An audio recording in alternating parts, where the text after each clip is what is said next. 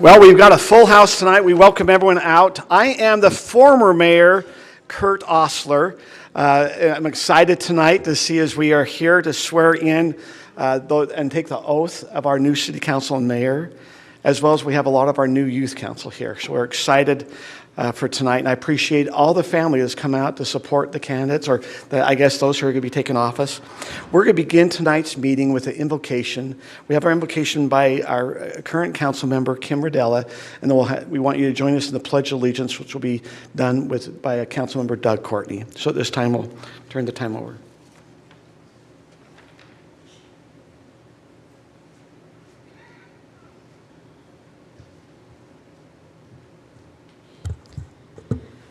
Our dear, kind, gracious Heavenly Father, we're so grateful to be gathered here today as a community of Highland City. We're especially grateful for the opportunity to be able to swear in our new council members and also our youth council as well. We're Grateful for the area in which we live in, for the residents that live here, for the service that is rendered every day by our public officials and by our staff. In this moment, we'd like to ask you to be able to help guide us and make the right decisions that we need to make in order to progress as a city. And we say these things humbly in the name of thy Son, Jesus Christ. Amen. Now, please rise and join me in the Pledge of Allegiance.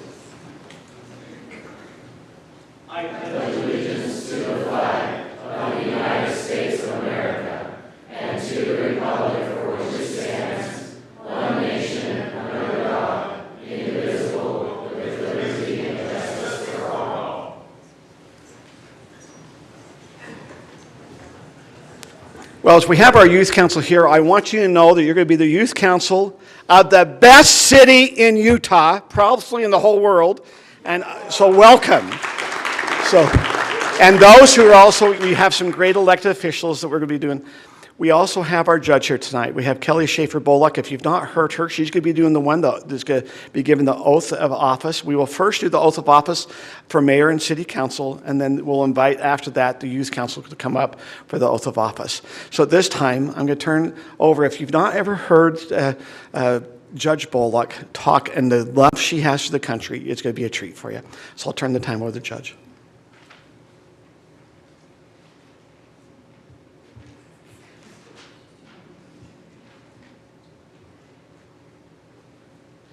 Last time we did this, I was told I have to stay at the microphone. Is that right? Okay. That's always hard for me. I'm going to ask really quickly whom here has heard me speak before. Okay, we've got quite a few hands. I'm just going to ask, and you, Chief William, hear me more often than most, I think. But have I spoken to this group about Culloden before? Okay, I have. All right. This is hard. We only had a few hands, but I never like to repeat myself. So I'm going to pivot just for a minute. One of the reasons why I like to address everyone before the taking of the oath is because it's really important, in my opinion, to remember what it took for us to reach this point. This is really exciting. I swear this group gets bigger every time we have a youth council to be sworn in, which says wonderful things about the people who run the program, but it also says wonderful things about the community, about the parent support and the kids who are willing to give their time to something like this. But there are those who have come before, and what they gave up was far more than just time. And it is really important for our youth in particular to understand that there will be those who tell you, look, I'm going to describe the perfect nation for you. And then I'm going to tell you that yours is garbage. What they won't tell you is that countries like people are never perfect. And what they won't tell you is that throughout the history of the world, the majority of human beings have lived under a king, a tyrant, a dictator, a despot. The majority of human history tells us that our country is not normal. This is not the normal state of existence. And what it took for us to be here was extraordinary. And if we forget that people just like the ones sitting in here were the ones responsible for the fact that everyone who is in this room right now is not going to be on their knees at the point of a sword or a gun to swear allegiance to a fallible human being. Because most oaths relating to government throughout world history have been done in that manner. So what did it take so that you will voluntarily, of your own free will, come forward and stand on your feet as free men and women to take an oath not to a fallible person, but to a form of government and ideals that are contained in our founding Constitution, the Constitution of the United States and the Constitution of Utah. And that is an extraordinary thing. But it took so much sacrifice. And it took the blood, the sweat and the tears of some of the best women and men that the world has ever known. When our nation decided that it was time, we had been colonies for long enough, and ironically, the reason why we declared independence, as Benjamin Franklin said, we had created a new people here. But really, it came down to the fact that they were so English. They knew their rights. And their rights were being taken from them. Their rights were being trampled upon. And because they were so thoroughly English, they knew that they had the God-given right to stand up and say, you know what, we have the right of self-determination. And after all of the pomp and the circumstance and the rejoicing that came in the summer of 1776, immediately thereafter, all it seemed the colonials could do was lose. They lost, they fought, they retreated. They fought, they lost, they retreated. And so into the bitter winter months were soldiers not dressed for the winter. Men, if they were lucky, had summer linens that were falling apart. Others without clothes entirely. And so when George Washington decided that the time had come to make a strike against Trenton, and he did so, as those of you in this room may have heard me say, let's remember Johann Rall and his German Hessians had never been beaten in battle. That Washington did so with only a third of the men, his timeline having been blown, men that were tired, frozen, hungry, and when they approached Trenton, the men realized all the powder was wet. They were not going to be able to fire a shot. So Washington makes the order, fix the bayonets. And in they marched. And I will say, some really wonderful academic research has been done recently because one of the great myths of our great nation is that the Germans were drinking, and that's why we won. And it undercuts the real victory that it was, because Johann Rall actually was withholding alcohol. He knew the colonials were going to come, he didn't know when. And his nerves were fraying with that. So don't ever let anyone say we only won because of that. I can give you some references after if you'd like. But after that battle, Washington knows, I have to make good on this victory. We have to keep this momentum going. But what was happening with the men? Does anybody know? I know we've got Ron Campbell who probably does, but does anybody want to venture a guess if you don't know? He was losing his army.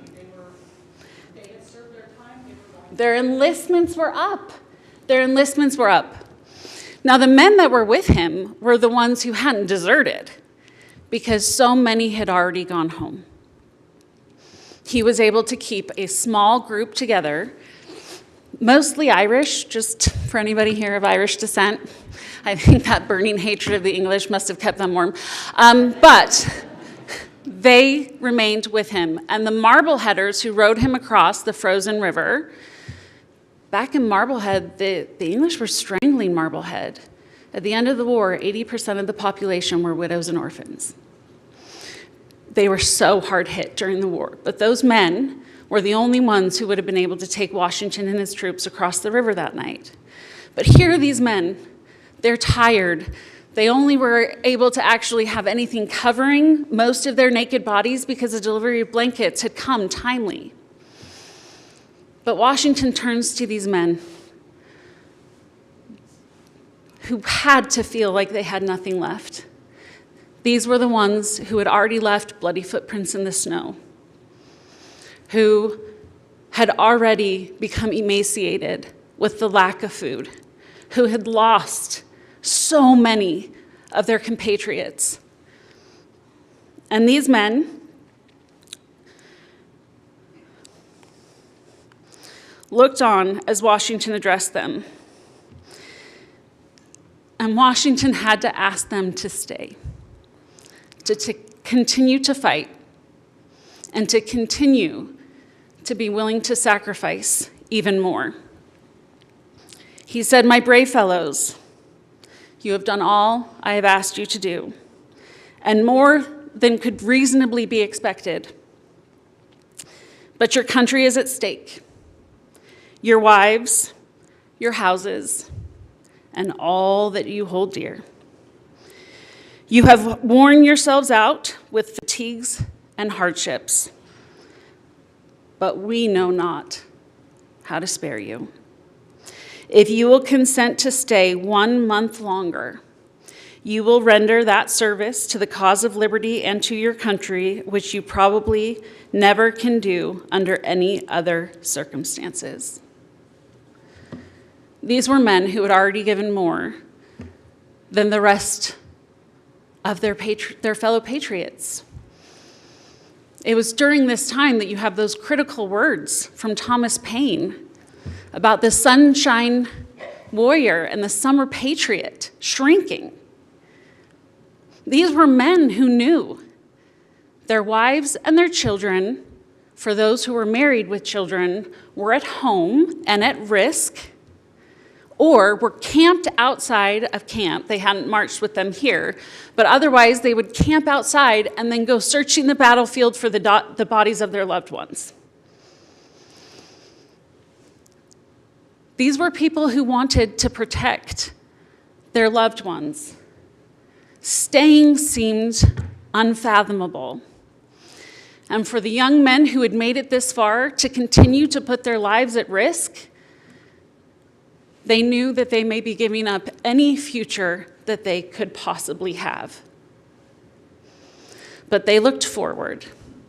Perhaps they remembered additional words like the ones from Dr. Joseph Warren when he told the men before the Battle of Bunker Hill, "Millions yet unborn depend on you." And after a short period of time, one elderly man,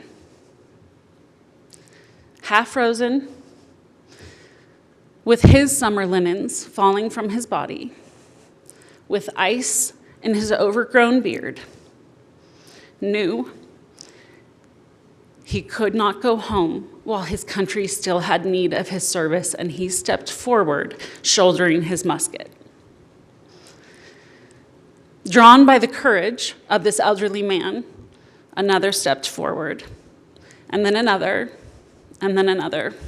until Washington had his army for 1 month more. At a crucial time, because these were the men who would then march to Princeton and win.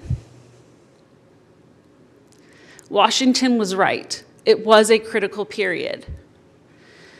But make no mistake, for us to have the liberties that we do today, each one of us is called to shoulder our musket in our own way.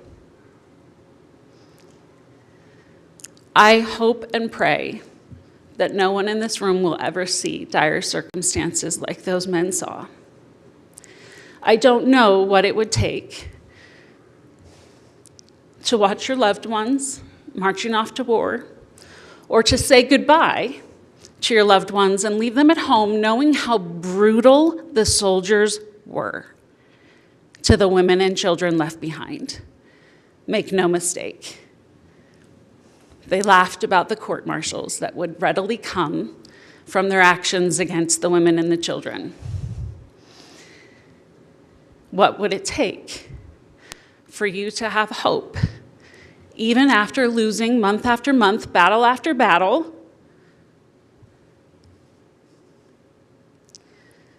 but your country still calls to you. After the sacrifice of so many, generation after generation of men and women willing to stand, willing to fight, willing to go overseas and die, willing to be buried, never coming home. Even here, I have a great-great-grandfather, third great-grandfather. He was from Illinois, and he's buried in Tennessee, having died at the Battle of Lookout Mountain. He never went home, and he left his wife and son. Even here, there are those who are willing to never go home again. Will we betray that sacrifice? How is it that one upholds the oath that is about to be taken? You must know the Constitution. Know your history. Do not be fooled into thinking that somebody who tells you, here is how you get to the ideal, and here's the form of government. Because if you know history and that form of government maybe is responsible for hundreds of millions of people dying, maybe that's not the form of government that you want to bring here. Overthrowing this one. I don't know too many countries where people are willing to swim through shark-infested waters to reach the shores. But this is one. So eyes peer from both directions, from the past and those yet to come, and they look to us. Will you be able to do, as Benjamin Franklin said about our glorious republic? When asked, what form of government have you given us? A republic if you can keep it. We need our youth. We need people who know the Constitution, who love the Constitution, who will uphold the Constitution, who will be able to defend it, but you can't defend it if you don't know what's in it.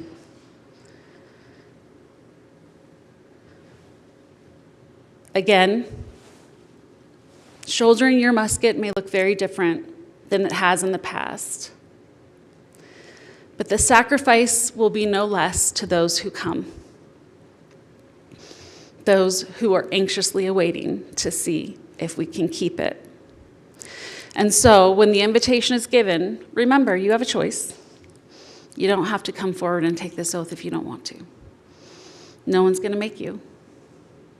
But if you do, be ever so grateful for the people who rest under the earth so you can stand on top and take the oath as free men and women. Thank you.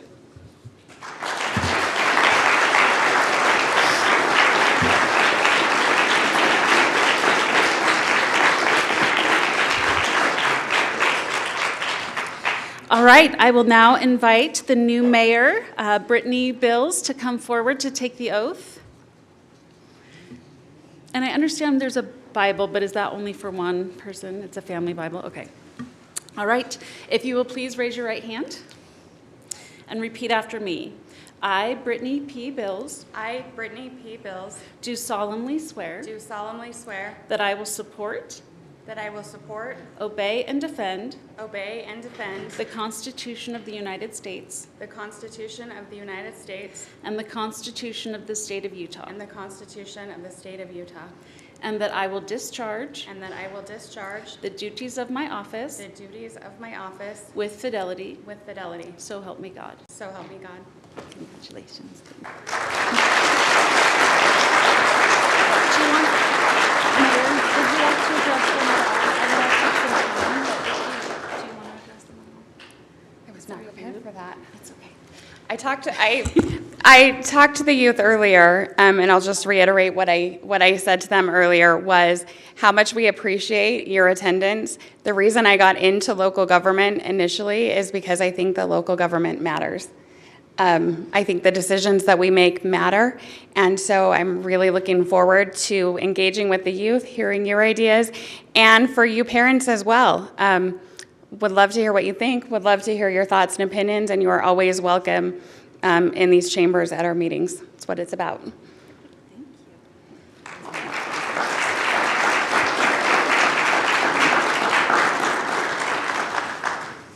All right. Ron Campbell, if you'll come forward, Councilman.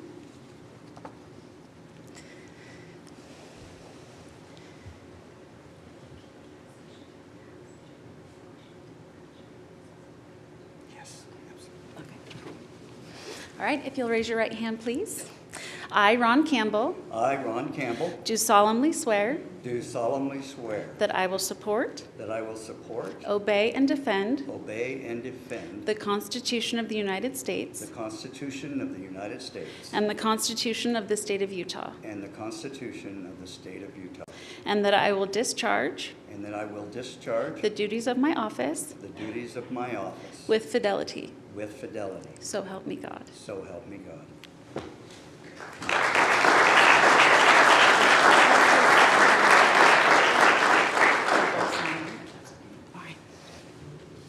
All right, Elizabeth Ann Rice.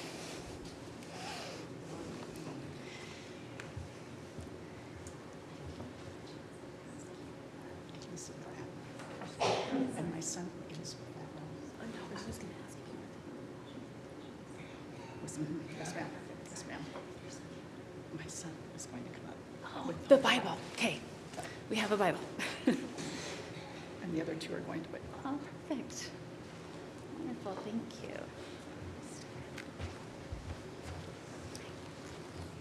Stand behind you. Just come forward and stand. All right, perfect. Okay. I, Elizabeth Ann Rice, I, Elizabeth Ann Rice, do solemnly swear do solemnly swear that I will support, that I will support, obey, and defend obey, and defend the Constitution of the United the States Constitution of the United States and the Constitution of the State of Utah, and the Constitution of the State of Utah, and that I will discharge and that I will discharge the duties of my office the duties of my office with fidelity. with fidelity. So help me God. So help me God.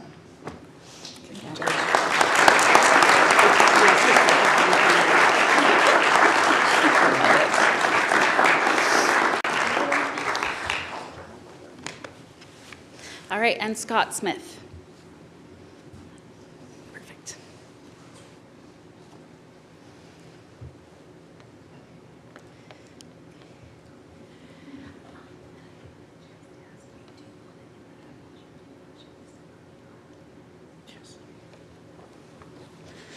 All right. I, Scott L. Smith, I, Scott L. Smith, do solemnly swear do solemnly swear that I will support, that I will support, obey, and defend obey, and defend the Constitution of the United States the Constitution of the United States and the Constitution of the State of Utah, and the Constitution of the State of Utah, and that I will discharge and that I will discharge the duties of my office the duties of my office with fidelity. with fidelity, So help me God. so help me God.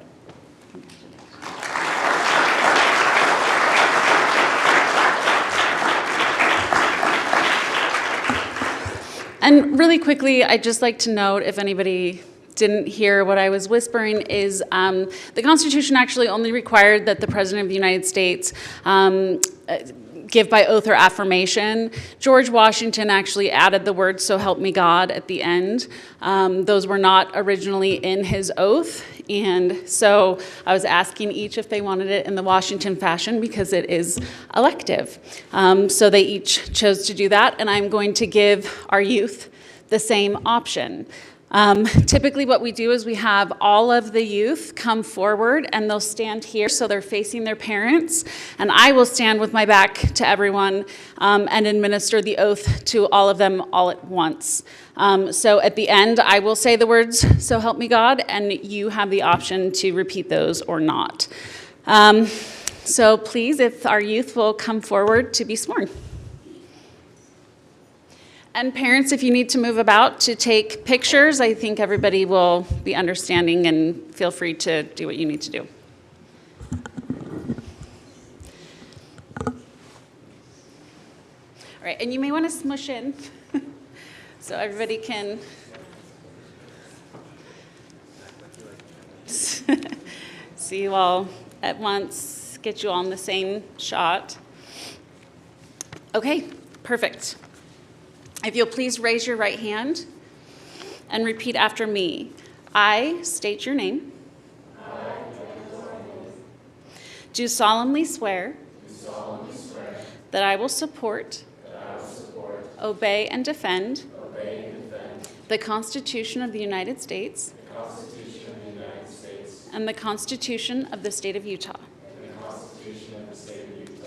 and that I will discharge the duties of my office with fidelity. So help me God. Congratulations, everyone.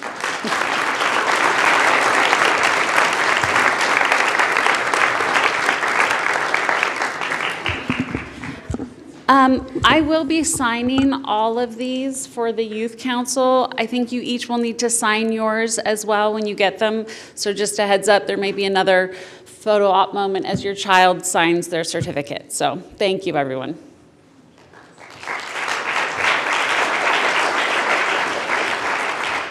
We just ask that everyone please stay in their seats. The council is going to be forming up here on the stand. They have a brief motions that they need to do and some consent item. I'd like to invite Mayor Beals to please come up here for a second. This is a very important event that's going to happen that you guys get to see. Here is the key to the city.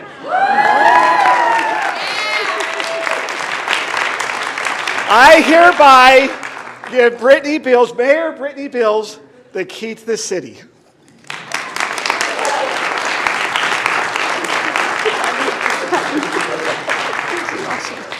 Go closer.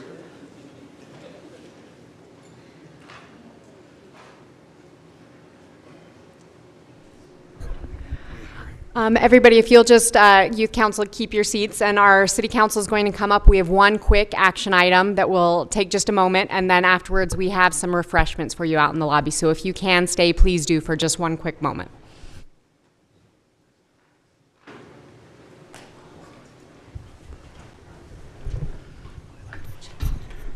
Sorry, everybody, that you have to sit through one short meeting. Youth Council, you have to attend one meeting during the year. No, this does not count.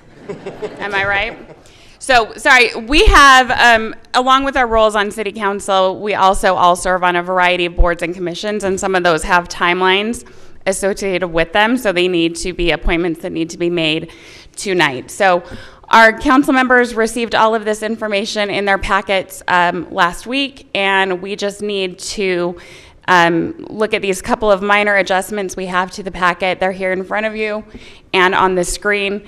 Council, once you're comfortable with those, we can take a motion to make these appointments. So if there's no discussion, I'm ready for a motion. Do you have the motion in front of us? Would you, Doug? I move to adopt the appointments as included in the agenda packet with the changes made here, specifically including the Central Utah 911 and the Lone Peak Public Safety District resolutions. Oh, and the North Utah Valley Animal Shelter Board resolution. Okay, if there's no discussion, we can take a second. I'll second that. Perfect. We've got the motion by Councilmember Courtney with the second by Councilmember Campbell, and we'll go ahead and start with Councilmember Rodella. Yes. Dr. Smith? Yes. Councilmember Courtney? Yes. Mr. Campbell? Yes. Councilmember Rice, welcome. Yes. Thank you, and that motion passes 5-0. That's all we need to talk about. One quick just information item for council. I just wanted to remind you that our next meeting on the 20th, we're going to be talking about our Highland General Plan. And just for your information, it's not going to be a formal, long presentation by staff. So if you have any comments or suggestions, let us know before then. We would love to have any of you in the public join us as well. Our general plan is something we've been working on for almost a year. It's our plan for the city going forward. So we would love any comments or questions or input you have. And Dr. Smith, you will be happy to know the postcards have been mailed and resident input is being solicited for that meeting on the 20th. So that's all we had, so I can take a motion to adjourn if anybody's ready. So moved. And a second. So seconded. All those in favor? Aye. Aye. And dismissed. Thank you.